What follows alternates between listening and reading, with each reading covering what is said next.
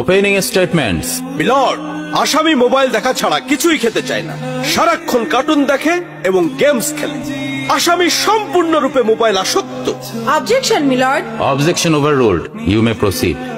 আসামি তার বাবার মোবাইল দেখতে দেখতে হাত থেকে ফেলে ডিসপ্লে ভাঙারও রেকর্ড আছে। মহামান্য আদালতের কাছে আসামির সর্বোচ্চ শাস্তি আজীবন মোবাইল নিষিদ্ধ করা জোর দাবি জানাচ্ছি।